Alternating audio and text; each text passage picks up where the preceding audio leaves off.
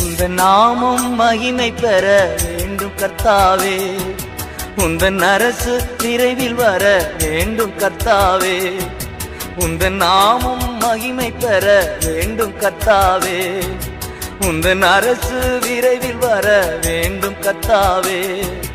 ஜெபிக்கிறோ நாங்கள் துதிக்கிறோ, ஜெபிக்கிறோ நாங்கள் துதிக்கிறோ. ஆ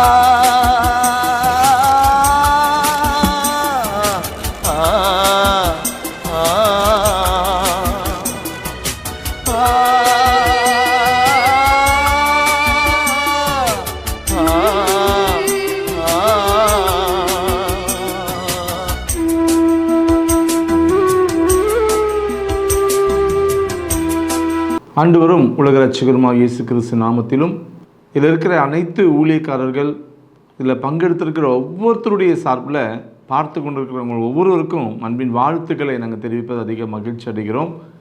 ஆண்டவர் இயேசு உங்களை ஆசீர்வதிப்பாராக. ஒவ்வொரு சனிக்கிழமையும் நீங்கள் 10:30 மணிக்கு இந்த சினர்ஜி இந்தியா மிஷன் ப்ரோக்ராமுக்காக செய்தி ஆண்டுடைய வார்த்தைக்காக காத்திருக்கீங்க பார்த்தீங்களா?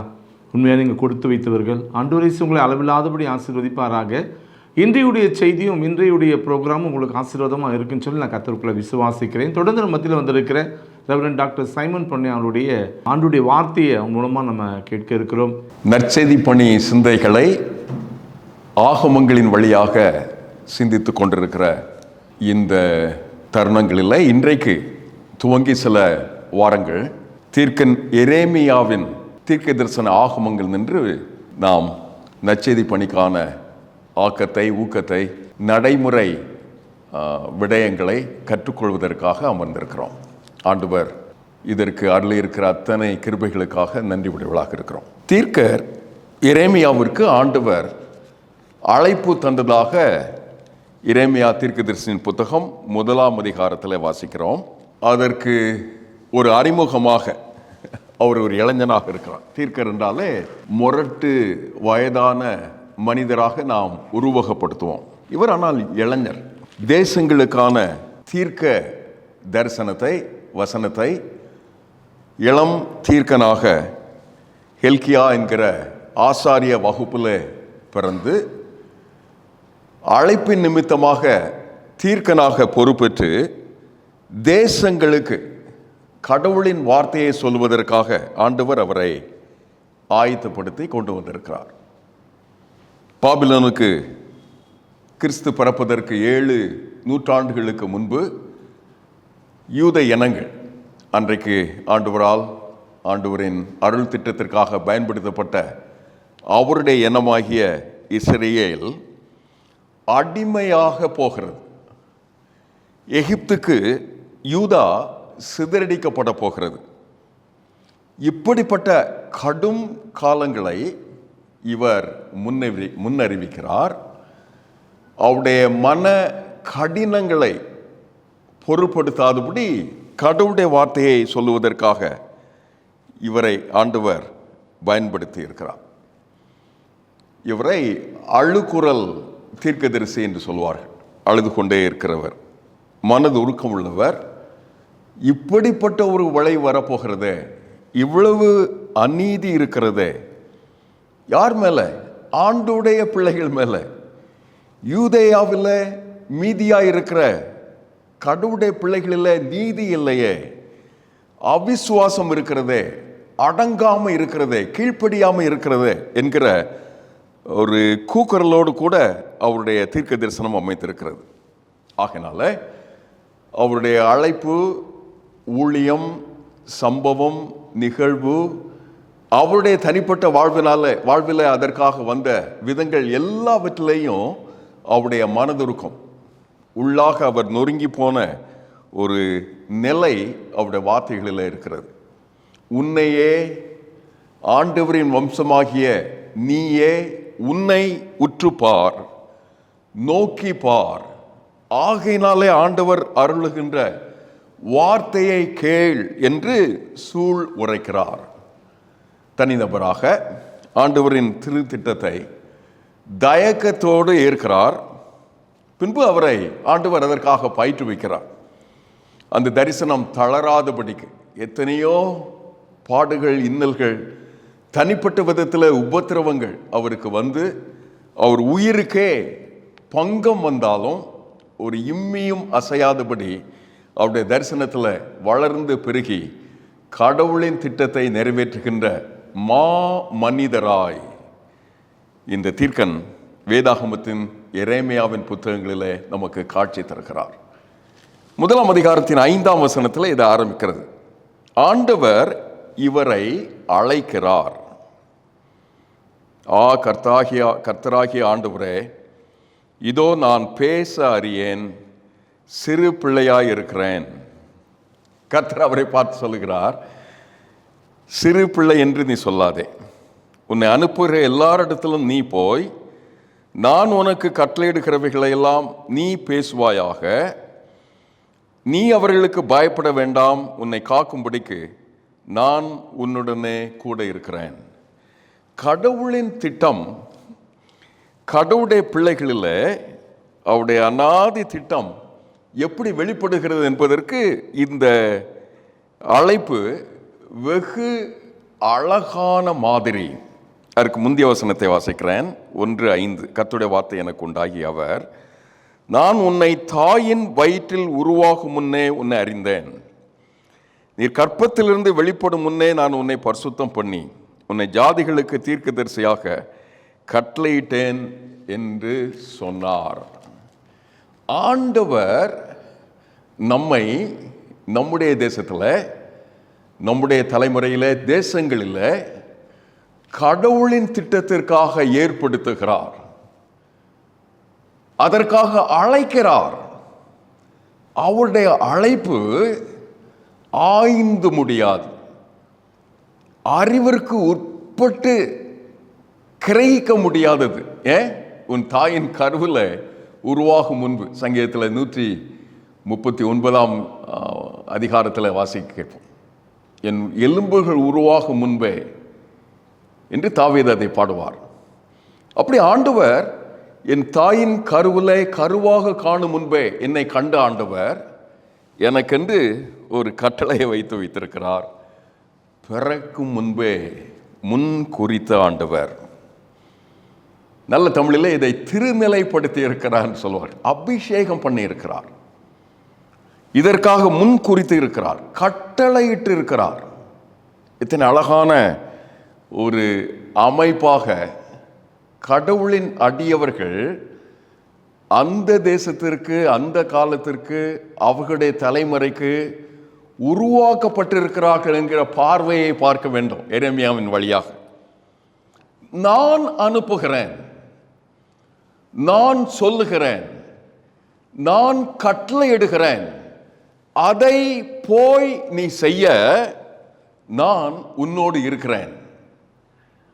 எத்தனை வலுவான அழைப்பு, எத்தனை வலுவான ஆணை, எத்தனை வலுவான கட்டளையை நிறைவேற்றுவதற்கு அவர் நம்மோடு கூட இருக்கிற அந்த கிருபை வசனத்தை அந்த பழைய தமிழில் அவர் சொல்கிறார் பாருங்க.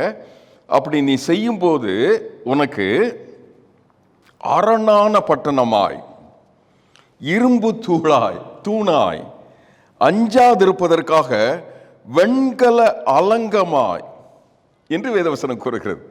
அப்படி ஆண்டவர் உன்னை அப்படி அழைக்கும் போதே அத்தனை வலுவாக அழைக்கிறார்.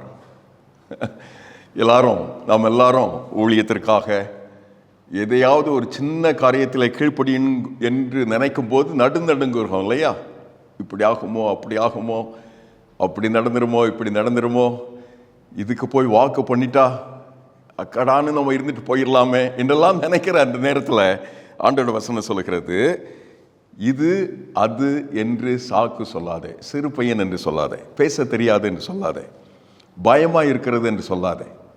உடனடியாக சொல்லுகிறார், அப்படியெல்லாம் சாக்கு போக சொல்லாதிருந்து நீ கடவுளின் திட்டத்தை இந்த பூமியில நிறைவேற்றுவதற்காக. ஆண்டவரின் அழைப்பு எரேமியாவுக்கு வந்த விதத்தை பார்த்தீர்களா? மக்கள் இனங்களின் மேல பொறுப்பு ஏற்பதற்காக ஆண்டவர் அவரை ஏற்படுத்துகிறார். வாயை தொடுகிறார். வார்த்தையை வைக்கிறேன் என்று கூறுகிறார். சொல்லிட்டு என்னை, என்ற வார்த்தையை, என்ற சிந்தையின் மூலமாக வருகின்ற வளமான அவருடைய சொல்லை, சித்தத்தை, அவருடைய விளைவை நான் சொல்லுவதற்கு முன் வரும்போது கடவுள் எனக்கு வைத்திருக்கிற திட்டத்தை பார். இதோ என் வார்த்தையை உன் வாயில வைக்கிறேன் பார். 10வது வசனம். பிடுங்க, இடிக்க, அழிக்க, கவிழ்க்க. இது ஒரு மாதிரி தீங்கான பாணியில், எதிர்மறையான விதங்களிலே சொல்லப்பட்டிருக்கிறது. இது சராசரியாக தீங்கு செய்கிறவர்கள் அநேகர் செய்வது. இது தீங்குக்காக அல்ல, மக்கள் இனங்களின் மேல கடவுள் நம்மை அவருடைய திட்டத்துக்காக வைத்திருப்பார் என்றால் இது தீங்கான காரியத்தை செய்வதற்காக அல்ல, தீங்கான காரியங்கள் நிகழாமல் இருப்பதற்காக. அது நேர்மறையாக சொல்லப்பட்ட வார்த்தையை கவனிங்கள். நான் ஜாதிகளின் மேலே, ராஜ்யங்களின் மேலே கட்டவும் நாட்டவும் இன்று நான் உன்னை நியமிக்கிறேன். அவர்கள் திரும்பவும், அவர்களை திருப்பவும், உருவாக்கவும், மாற்றுருவாக்கவும். கட்டடத்தில் மிகச்சிறந்த ஒரு காரியத்தை செய்வதற்கு முன்பாக பிடுங்க வேண்டியது இருக்கும்ல, இடிக்க வேண்டியது இருக்கும்ல, அழிக்க வேண்டியது இருக்கும்ல, கவிழ்க்க வேண்டியது இருக்கும்ல. அதற்காக நன்றாக இருப்பதை, இயங்கிக் கொண்டிருப்பதை செய்வதற்காக அல்ல, சிறந்ததை செய்வதற்காக. சிறந்தது அல்லாததை பிடுங்க பார், அதற்காக உன்னை நியமிக்கிறேன். சிறந்ததை நிறைவேற்றுவதற்காக, சிறந்தது அல்லாததாக நாம் வாழ்ந்து கொண்டிருக்கிறேன்ல, அதை இடிப்பதற்காக. சமுதாயத்தில் இன்றைக்கு நாம் வாழ்கின்ற இந்தியாவின் 7 லட்சம் திருச்சபைகள் வாழ்கிறது என்று சொல்லுவோம். 7 லட்சம் திருச்சபைகள் 1000 பேருக்கு ஒருவராக இந்த நாட்டின் 140 கோடி மனிதர்கள் இயேசுவை இரட்சகர் என்று ஆராதிப்பதற்காக குறைந்தபட்சம் 1000 பேருக்கு ஒரு சபை. அப்படி என்றால் 14 லட்சம் சபை வேண்டும்.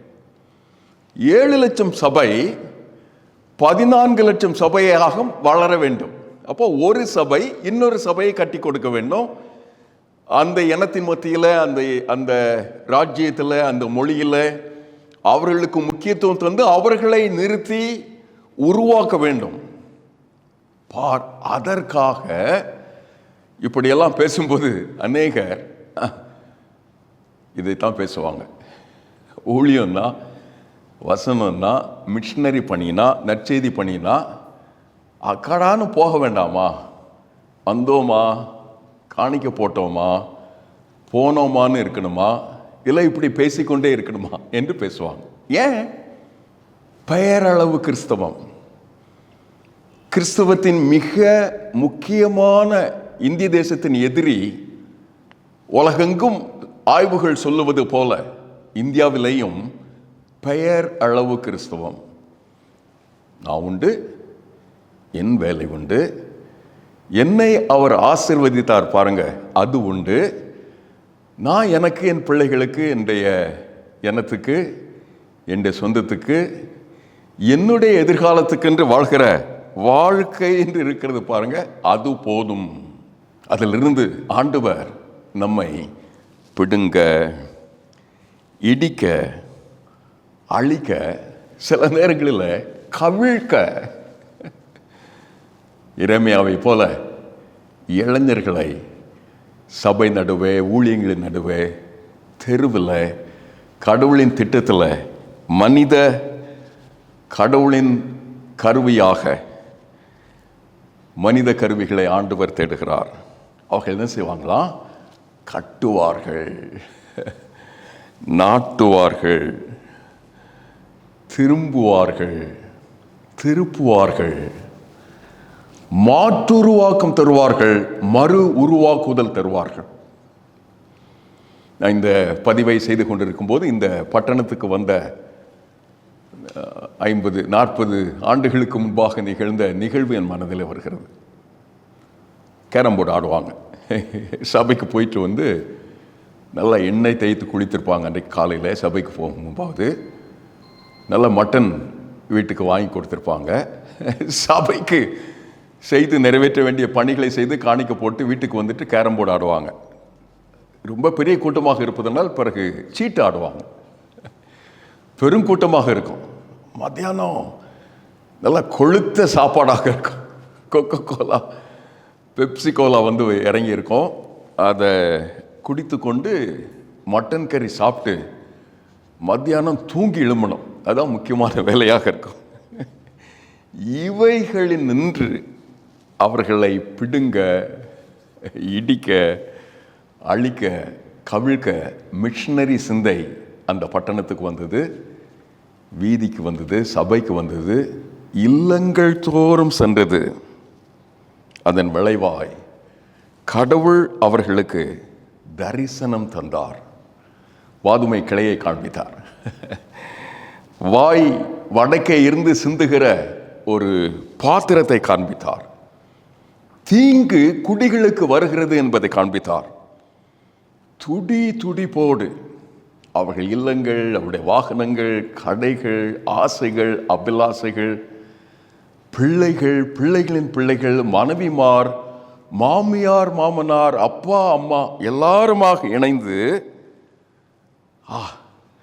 இப்படி வீணாக, வியர்த்தமாக, தேவையில்லாத எல்லைகளில் வாழ்வதற்கு நமக்கு கூடாது என்று அந்நிய தேவர்களுக்கு தூபம் காட்ட, விக்கிரகங்களுக்கு வாழ்ந்து பெயரில்லாத வீணர்களாக ஒரு அர்த்தமில்லாத ஒரு வாழ்க்கைக்கு முடிவை தந்து ஒரு அழகு தரிசனத்துக்காக வாழ்கின்ற மனிதர்களாக வாழ்ந்தார்கள். எரேமியாவை போல ஆண்டவர் இன்றைக்கும் தனி மனிதர்களை அழைக்கிறார். சிறு பிள்ளை என்று சொல்லாதே என்று சொல்கிறார். நான் சொல்ல காரியத்தை செய்து நிறைவேற்றுவதற்காய் மக்கள் இனங்கள் மேல் பொறுப்படு, தரிசனம் கொள். வடக்கு நோக்கி, தேவையை நோக்கி, கடவுளின் திட்டத்திற்காக பார். உன்னை பிடுங்க, இடிக்க, அழிக்க, கவிழ்க்க, அதன் மூலமாக கட்ட, திரும்ப கடவுள் நம்மை அழைக்கிறார். இந்த தேசத்தில் இது மிகப்பெரிய தேவை. இந்த தேவையில் ஆண்டவர் என்னை அழைக்கிறாரா? திருச்சபையின் அத்தனை விசுவாசிகளையும் அழைக்கிறார். எப்படிப்பட்ட விதத்தில் நான் பிடுங்கப்பட வேண்டும், இடிக்கப்பட வேண்டும், கவிழ்க்கப்பட வேண்டும்? ஏனென்றால் கட்டுவதற்காக, நாட்டுவதற்காக, உருவாக்கம் பெறுவதற்காக கடவுளுடைய அழைப்பு நம் பேரில் இருக்கிறது.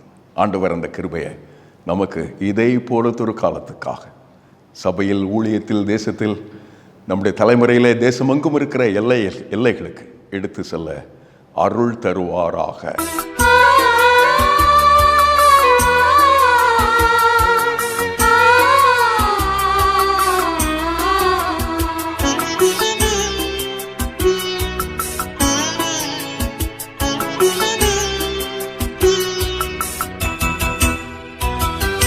உந்தன் நாமம் மகிமை பெற வேண்டும் கர்த்தாவே, உந்தன் அரசு விரைவில் வர வேண்டும் கர்த்தாவே. உந்தன் நாமம் மகிமை பெற வேண்டும் கர்த்தாவே, உந்தன் அரசு விரைவில் வர வேண்டும் கர்த்தாவே. ஜெபிக்கிறோ நாங்கள் துதிக்கிறோ, ஜெபிக்கிறோ நாங்கள் துதிக்கிறோ.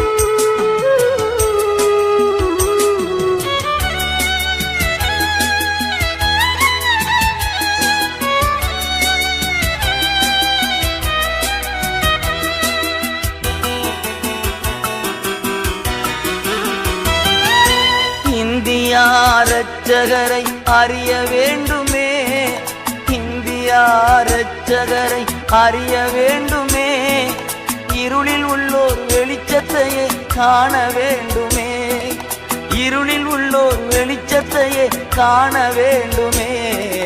உந்தன் நாமம் மகிமை பெற வேண்டும் கர்த்தாவே, உந்தன் அரசு விரைவில் வர வேண்டும் கர்த்தாவே. ஜெபிக்கிறோ நாங்கள் துதிக்கிறோ, ஜெபிக்கிறோ நாங்கள் துதிக்கிறோ. ஆ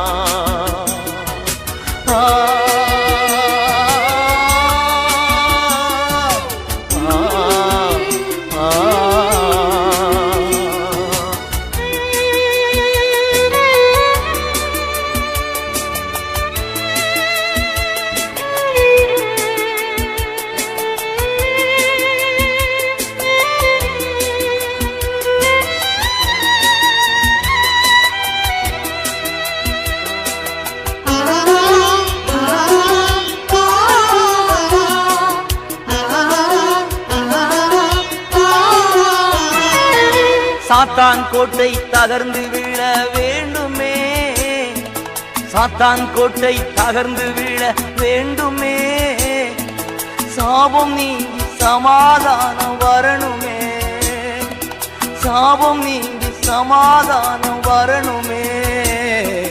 உந்தன் நாமம் மகிமை பெற வேண்டும் கர்த்தாவே, உந்தன் அரசு விரைவில் வர வேண்டும் கர்த்தாவே. ஜெபிக்கிறோ நாங்கள் துதிக்கிறோ, ஜெபிக்கிறோ நாங்கள் துதிக்கிறோ. ஆ